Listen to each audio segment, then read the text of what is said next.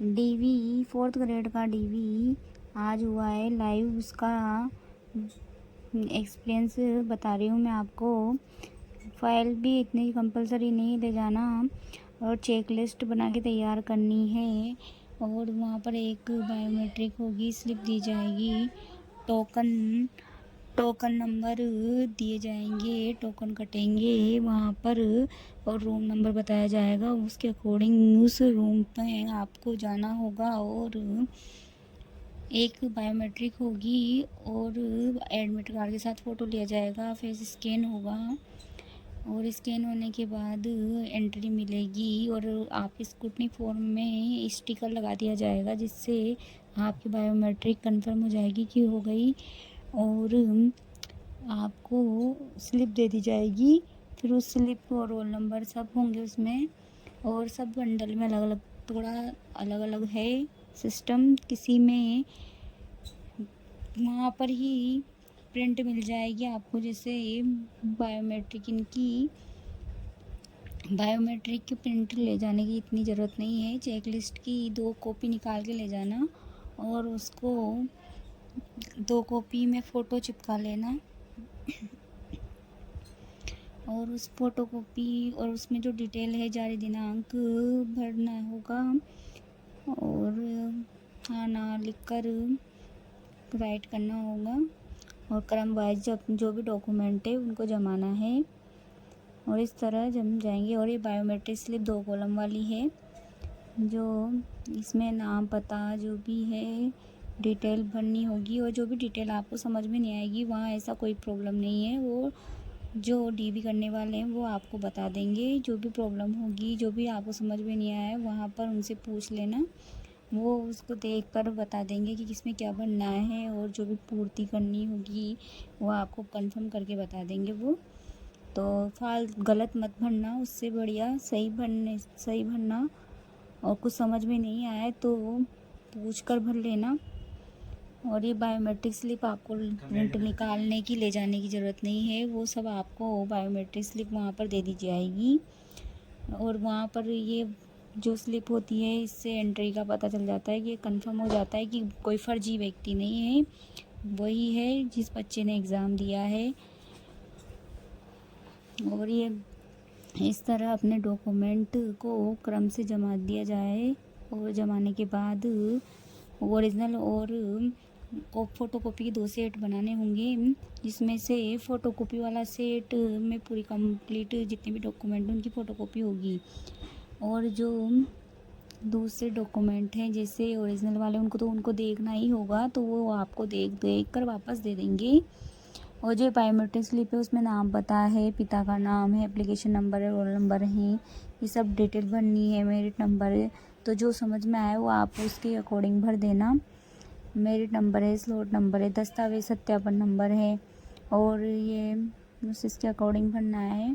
फिर उसके बाद ये वाली जो चेक लिस्ट है ये भी वहाँ अपात्र अपात्र ये उनको ही भरनी होती है, इसमें आपको कुछ नहीं भरना, ये उनको ही राइट क्लिक करना होता है। और ये आपका फिर ये है चेक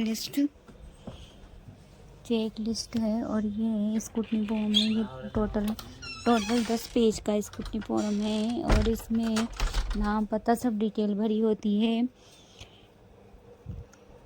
और जो आपने ऑनलाइन स्कूटी फॉर्म निकलाया था उसमें पीछे अटेस्टेशन फॉर्म आता है, उसमें भी रजिस्टर्ड अधिकारी के साइन करवाने हैं और जो एक आपने ऑनलाइन अपलोड किया था उसमें भी रजिस्टर्ड अधिकारी के साइन करवाना होगा।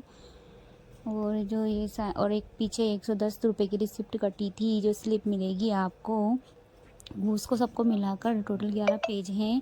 ये चेक लिस्ट के जस्ट बाद ही लगाना है आपको। तो और फिर 10th की मार्कशीट है और इसको वो पहले ये कंपलसरी है, ये ज़रूर देखेंगे। और अदर डॉक्यूमेंट है, ये कास्ट ये कैरेक्टर सर्टिफिकेट है और ये RCIT की मार्कशीट है जो ओरिजिनल देखी जाएगी, आपने लगाई हो तो, नहीं तो 10th पास वैकेंसी है। और ये मूल निवास प्रमाण पत्र है, इसमें भी यदि आपका डिजिटल नहीं बना हो, डिजिटल होना चाहिए, यदि आपने बाद में बनाया है तो एफिडेविट लगेगा उसके लिए, तो ये मूल के लिए एफिडेविट लगाना पड़ेगा यदि आपने बाद में बनाया है। और यदि 10 साल का पुराना भी चल जाएगा, लेकिन डिजिटल होना चाहिए, और डिजिटल नहीं हो तो नया बना लो उसको, ताकि वहाँ प्रॉब्लम ना आए, इधर उधर जाने की ज़रूरत ना पड़े। और इसके बाद फिर सामान्य जाति प्रमाण पत्र है, जिसमें जाति प्रमाण पत्र में यदि ओबीसी और ईडब्ल्यूएस इनके लिए चाहिए होता है, एसटी वालों का तो एक ही चल जाता है, वो पुराना ही, इनको एफिडेविट की ज़रूरत नहीं होती। पर जो ओबीसी वाले हैं उनके 1 साल रहता है, तो एफिडेविट बनाए वो, और नया बनाया पुराना बनाया, उस हिसाब से अकॉर्डिंग एफिडेविट तैयार कर लें, ताकि कोई प्रॉब्लम ना आए, ताकि एफिडेविट के लिए आपको इधर उधर ना जाना पड़े, क्योंकि वहाँ 2-3 किलोमीटर बताया एफिडेविट का। और फिर इसके एफिडेविट बन जाए तो, और कोई भी गलती हो तो उसका भी बना लें। कैरेक्टर सर्टिफिकेट, ये लास्ट जो भी आपने क्वालिफ़िकेशन की है उसका है, यदि आपने जो भी पास में स्कूल है उसका ले लो, जहाँ तक आपने डिग्री लगाई है अपनी अपलोड की है। और ये चरित्र प्रमाण पत्र 2 हैं, तो ये ओरिजिनल ही जमा होंगे वहाँ पर, ये वचन पद है, ये सामान्य कागज पे बनेगा, संविधान का भी, और अविवाहित एफिडेविट बनेगा। ये 50 रुपये वाले स्टाम्प पर संतान वाला भी, इसमें गजेटेड अधिकारी के साइन होंगे। और सामान्य घोषणा पत्र है, जिसमें 50 रुपये का एफिडेविट बनेगा ये। और ये नमूना हस्ताक्षर है, इसमें आपको साइन करने हैं, हिंदी इंग्लिश दोनों का है। ये अपनी राइटिंग का होना चाहिए। आधार कार्ड ये QR स्कैन वाला होना चाहिए, और इसमें QR कोड होना चाहिए, और नहीं हो तो ई आधार डाउनलोड कर लो, उसमें QR कोड आ जाएगा। ये कंपलसरी है भाई, QR कोड होना चाहिए, स्कैन किया जाएगा वहाँ पर, और ये फ़ोटोकॉपी लग जाएगी, आधार कार्ड आपका देख के वापस आपको दे दिया जाएगा। और जिसमें भी जो आधार कार्ड में भी कोई करेक्शन हो, खुद के नाम है, माता पिता के नाम है, तो वो भी गलती हो तो वो भी करवा लेना चाहिए। और इसके बाद ये चेक लिस्ट है जो आपको हाँ ना भरना है, और स्क्रूटनी फॉर्म के बाद 10th की मार्कशीट लगानी है। सबसे फर्स्ट में तो ये चेक लिस्ट ही लगेगी, उसके बाद स्क्रूटनी फॉर्म लगेगा। ये 1 से 10 पेज का है, तो 1 से 10 पेज लिख देना। फिर उसके बाद जो रसीद है वो लगेगी, जो 1 से 11 पेज हो जाएंगे। फिर 10th की मार्कशीट है। फिर इसके बाद ये जाति प्रमाण पत्र, EWS OBC जो भी है, अन्य खेल जो कोई अन्य कैटेगरी से आते हैं तो उनके हिसाब से वो उनका सर्टिफिकेट लगेगा। फिर उसके बाद मूल और अंतिम संस्थान का कैरेक्टर सर्टिफिकेट भी लगेगा, और 2 कैरेक्टर सर्टिफिकेट जो ओरिजिनल लगेंगे। तो इस तरह ये पूरी चेक लिस्ट भरी जाएगी, और क्रम से जमाने होंगे। और अन्य जो भी सादा कागज़ में एफिडेविट बनाए हैं, और जो 2 एफिडेविट ओरिजिनल लगेंगे, अविवाहित और विवाहित वाले इस अकॉर्डिंग लगाएंगे, और सामान्य घोषणा पत्र लगेगा। तो ये सब बच्चों को इसी में प्रॉब्लम आ रही है ज़्यादा जा रही है ये चेक लिस्ट में, तो ये इस अकॉर्डिंग भर के जमा करा दो। और जिनका जल्दी डॉक्यूमेंट वेरिफिकेशन, यदि डॉक्यूमेंट में कोई भी गलती नहीं है तो आपका डॉक्यूमेंट वेरिफिकेशन 15-20 मिनट में आराम से हो जाएगा। फर्स्ट दिन ही प्रॉब्लम आई थी, जैसे उनको दो मतलब गजेटेड अधिकारी के साइन मांगे गए थे, अभी तो एक में करा के जेरोक्स करा लो, उससे इतनी प्रॉब्लम नहीं है। पर अभी उनको बहुत सारे बच्चों का एक शिफ्ट में, एक 10 बजे है, फिर एक 2 बजे है, एक 12 बजे है, तो टाइम पे पहुंच जाओ और टाइम पे कर लेना।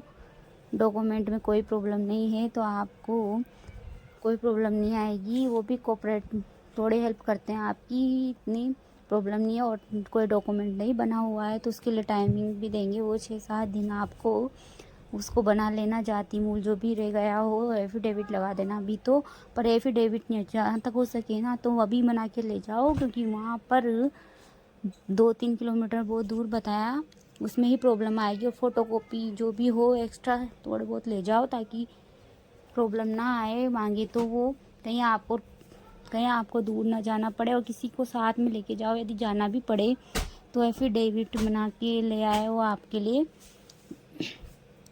तो इस तरह ये जारी क्रमांक डेट बननी है, और 1 से जितने भी क्रम से जो नंबर हैं वो डाल के डॉक्यूमेंट में लगाना पड़ेगा, इस अकॉर्डिंग भरनी है। और लास्ट जो भी आपकी आधार कार्ड लास्ट में लगेगा, और जितनी भी फ़ोटोकॉपी है वो अपने सेल्फ अटेस्टेड करनी है, उसमें खुद की साइन करना है।